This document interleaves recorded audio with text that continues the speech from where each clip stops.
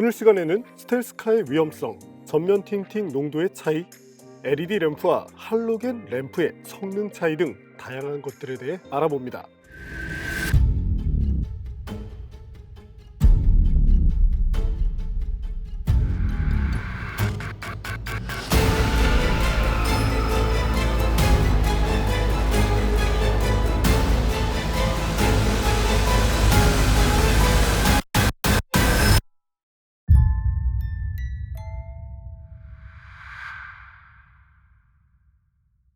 야간 운전을 하다 보면 헤드램프를 끄고 다니는 차들이 정말 많아요. 우리는 이 차들을 스텔스카라고 부릅니다. 왜 램프를 끄고 다니는 걸까요? 자세히 보면 렌트카나 쏘카 같은 공유차들인 경우가 많죠. 내 차가 아니다 보니 램프를 켜는 방법을 모르는 경우도 있고, 주간주행 등이 켜져 있으니 헤드램프가 켜져 있다고 착각하는 경우도 있죠. 두 번째는 오토라이트가 있음에도 꺼놓고 다니는 경우인데, 과거엔 헤드램프를 켤 때 계기판에도 조명이 들어와서 이를 알 수 있었지만 지금은 디스플레이 계기판을 쓰다 보니까 램프가 켜져 있는지 모르는 경우도 많죠. 세 번째는 진정한 카푸어인데요. 수입차나 고급 국산차를 샀는데 램프가 나가면 수리비가 많이 나온다고 시내 주행 때 아예 꺼놓고 다니는 운전자들도 있습니다. 특히 HID, 제논라이트를 쓰는 차의 벌브 고장을 우려해 그렇게 끄고 다닌다고 하는데요. 야씨, 연료는 넣고 다니냐? 오늘은 자동차 안전연구원과 램프의 중요성, 그리고 안전성에 대해 알아봅니다. 전방 틴팅들도 많이 하시죠? 어느 정도가 적당한지, 왜 문제가 되는지도 보여드립니다.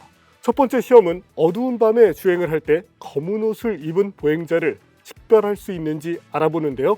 실험은 보행자가 다가오면서 식별 가능한 선에서 멈추는 방법으로 택했습니다.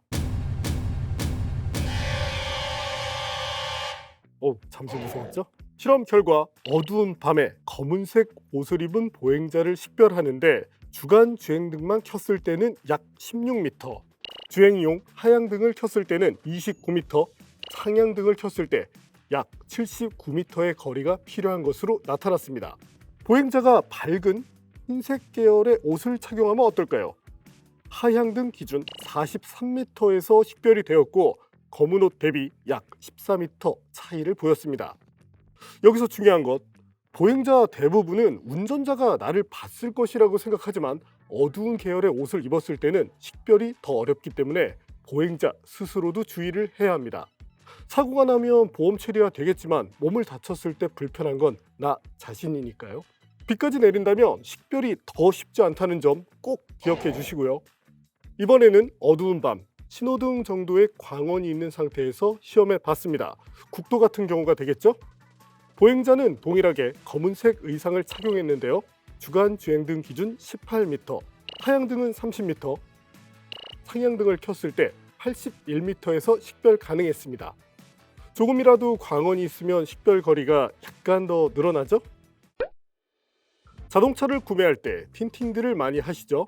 최근에는 주일 한국 대사관에 차량 불법 틴팅에 대한 논란이 있었습니다.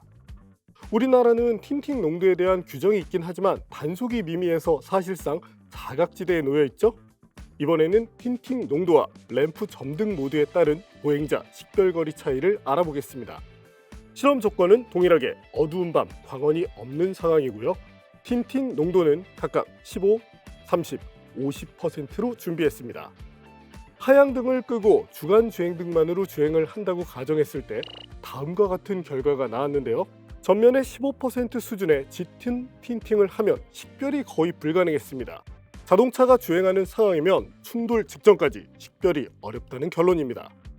이번에는 주행용 하향등을 켜고 시험해 봤는데 식별 가능 거리가 약 50%가량 늘어났죠? 이번에는 상향등입니다. 역시 하향등에 비해 약 50%가량 늘어났죠? 전면에 가장 많이 쓰는 틴팅 농도인 50%를 비교해 본 결과 다음과 같은 결과가 나왔습니다. 50% 정도의 틴팅이 기본이라고 생각하시는 분들도 많지만 긴급한 상황에서 식별거리가 이만큼 줄어든다면 사고의 위험성도 올라가겠죠? 차대차 사고가 아닌 인사사고는 사망의 위험성까지 갖고 있어 더 위험하다는 점을 꼭 기억해 주셨으면 좋겠습니다. 이번 실험은 낮에 시정거리 20에서 30m 수준의 안개가 낀 상황인데요. 주간 주행등이 켜져 있을 때의 식별 거리는 64m 정도였는데 하향등이 켜지자 51m로 더 낮은 식별 거리를 보였습니다. 왜 그럴까요? 안개가 빛들을 반사해서 오히려 운전자의 시야를 방해했기 때문입니다. 같은 이유 때문에 상향등을 켜도 어려움이 많았죠. 이처럼 주간 주행 때는 안개가 낀 상황에서 밝은 빛을 쏴줘도 식별 거리가 늘어나지 않습니다. 그럼 어떻게 해야 될까요? 안개등을 사용하면 되겠죠. 다시 시험해 봤는데 주간 전조등의 경우 80m, 전방 안개등을 사용하니 식별 거리가 97m로 약 17m가량 늘어나는 효과를 봤습니다. 또한 안개등의 목적은 시정거리보다 선행차에게 내가 뒤에 있다는 것을 알려주는 데도 도움이 되는데요. 안개가 낀 도로를 달리는데 갑자기 앞차가 확 하고 나타나면 당황하겠죠? 사고의 위험성도 올라갑니다. 그래서 일부 수입차들은 후방 안개등도 갖고 있어요. 후방 안개등과 비상등, 어느 것이 더 효과적일까요? 비상등과 후방 안개등을 점등해 식별 가능 거리를 측정했습니다. 비상등을 켜자 안개 상황에서 88m까지 식별을 할 수 있었어요. 후방 안개등을 켰더니 94m까지 식별 가능해 비상등보다 효과가 조금 더 좋았습니다. 후방 안개등이 있는 차들은 안개 상황에서 꼭 켜주면 좋겠죠.